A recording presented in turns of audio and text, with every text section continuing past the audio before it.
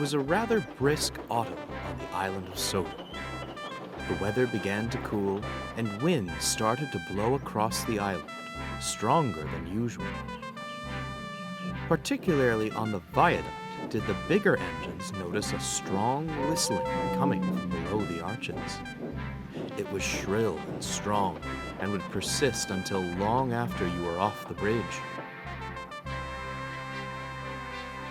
It would conjure ghostly stories between them, and they would all have a go at trying to scare the others.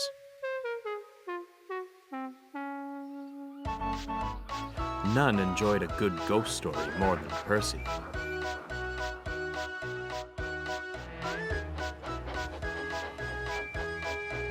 He would try to scare trucks, coaches, and engines alike with a shrill whistle, which often got him into trouble.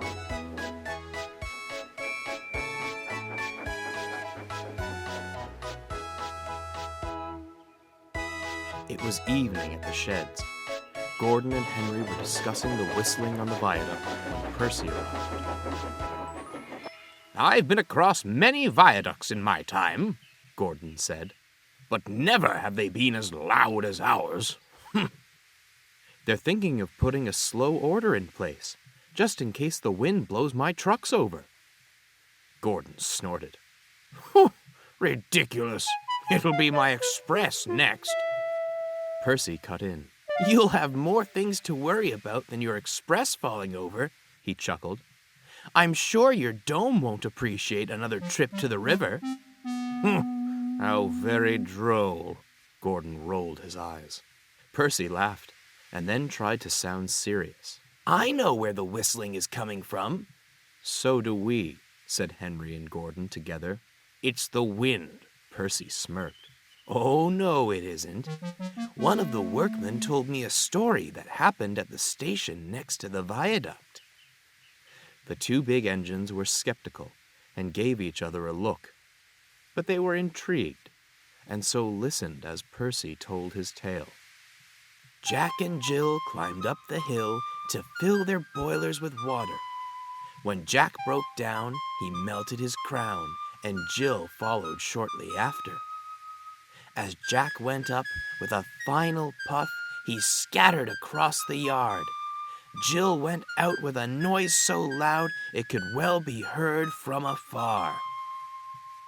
In the dead of night, you'll hear labored puffs up the hill, a hoarse screech, and then, boom!" Percy finished and smiled. Gordon and Henry looked at each other silently, and then burst out laughing. "Oh!" Guffared Henry. "What absolute nonsense! Silly Percy, that workman must have been pulling your wheel." Percy was indignant. "It's the truth." Henry raised an eyebrow. "What did Jack and Jill look like, then?" The little green engine stammered. Just then, Thomas pottered by, and Percy had an idea. They had 6 wheels, and short stumpy funnels, side tanks, and silver paintwork," he finished, trying to sound as confident as he could.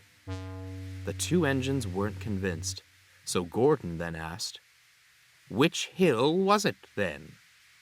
"Your very own," Percy said in an ominous tone. "When?" "I don't know," Percy flounced. "Workmen don't know everything." Gordon grinned. "Now that we can agree on." "Well, Percy," the big green engine started, "it's all well and good telling us your story, but you're safe here in the yard. If your story was true, then a brave engine like you would go out and see these ghosts for yourself." Gordon continued. "Oh, yes, we'll have to believe you then." Percy didn't want to seem scared, and so he said, "All right, I will then." As Percy went off to speak with the foreman, Henry smirked at Gordon and whispered, "I've got a goods train tonight. I'll rush past and scare the daylights out of him." Gordon and Henry chuckled to themselves. Percy, meanwhile, was speaking to the yard foreman. He asked if there were any trains he could take to the station by the viaduct. The foreman checked the schedule, and lucky for Percy, there was.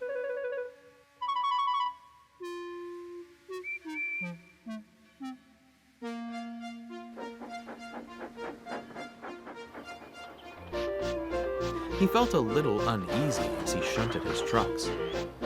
"It's only a story," he reassured himself. "I'll just tell Henry and Gordon I saw the ghost and wasn't scared. That'll show them." He collected his guard and set off down the main line.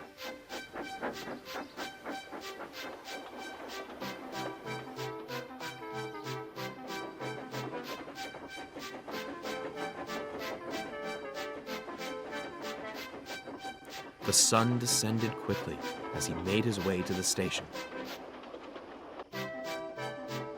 By the time he reached there, it was dark and fog had rolled in. "This would happen tonight," Percy muttered to himself. He shunted his trucks into the siding and was about to head home when there was bad news. "The points to the main line are stuck against you," the signalman called from his box. "There won't be anyone available to fix it until morning." Better and better, Percy felt, as if luck wasn't on his side.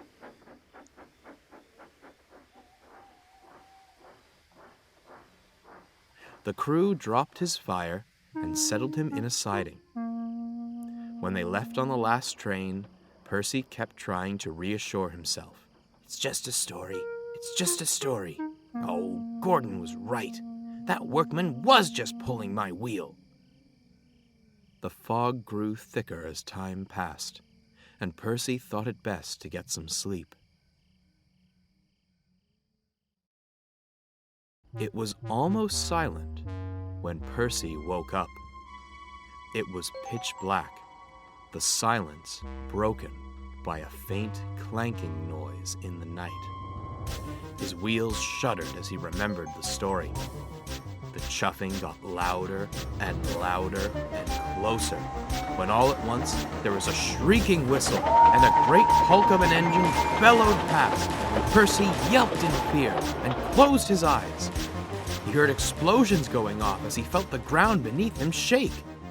It was only the fog detonators, but Percy didn't know this. Henry's laughter echoed as he whooshed away towards the viaduct. Percy then realized what had happened, and he felt very foolish.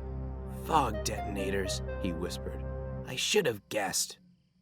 The moment had passed, and everything was quiet again.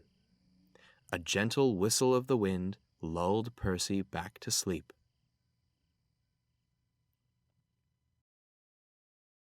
When Percy next awoke, he could once again hear the echo of an engine approaching. It was distant, but he wasn't scared. "Oh, must be Henry coming back again," he yawned. As the sound grew closer, Percy closed his eyes contentedly. He knew it was just the big engines playing their silly tricks. But as the noise got close to the station, it stopped. Everything went quiet. There was no engine, no wind whistling between the trucks, nothing at all. Percy quickly noticed, and sound returned when he opened his eyes. But it wasn't the sound of movement. It was a faint hissing. It was then that Percy realized there was an engine not a couple yards from his buffers. Percy tried to cry out, but his throat had gone dry, and he could only stare in horror as the old engine sat on the broken points. Steam coiled around their wheels and around its gray paintwork. Behind the engine's smokebox, posed like a spider's legs, a mangle of tubes pointing in all directions. The gray engine continued to glare, but to Percy's horror, no eyes lay behind. The old engine began to move closer, started to open its mouth.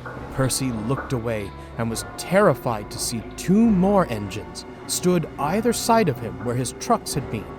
The new specters glowed a deep red.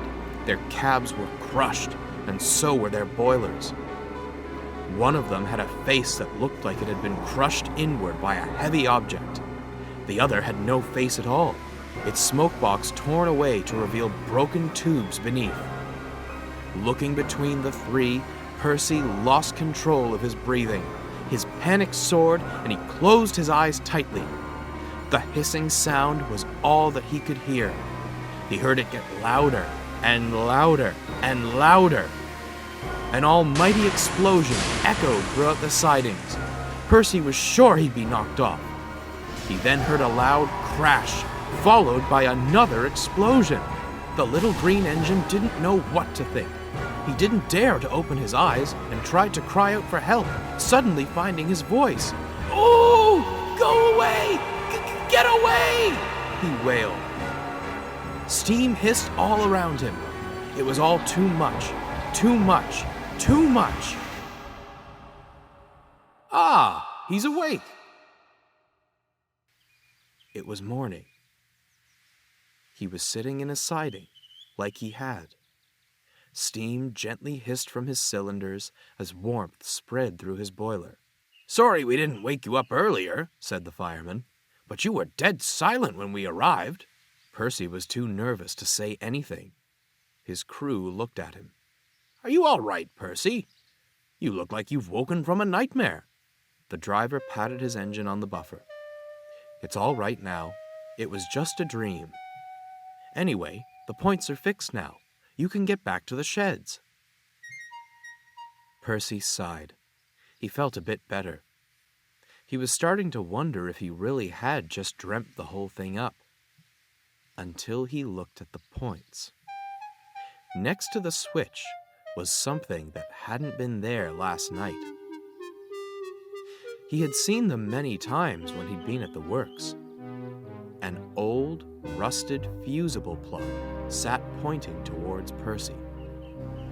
Percy's boiler went cold, and his wheels felt like they might collapse beneath him. Before Percy could get a proper look, the driver took him out of the yards and back to the sheds. When he got back, he was pale and silent. But the silence didn't last. Henry had told Gordon about the fog detonators the night before, and the 2 laughed and laughed when they saw Percy's terrified expression. They assumed that Henry had got him good, and would go on to tell the others about Percy's night in the sidings. For days afterwards, Percy stayed silent. None of the engines knew why, but he couldn't bring himself to say anything.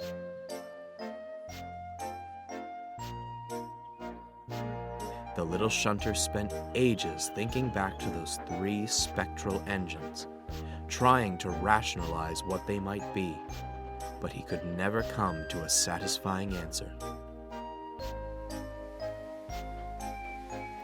And to this day, Percy has never told any other engines what he saw. He still isn't sure himself, and always wonders if what the workmen told him was the truth or not.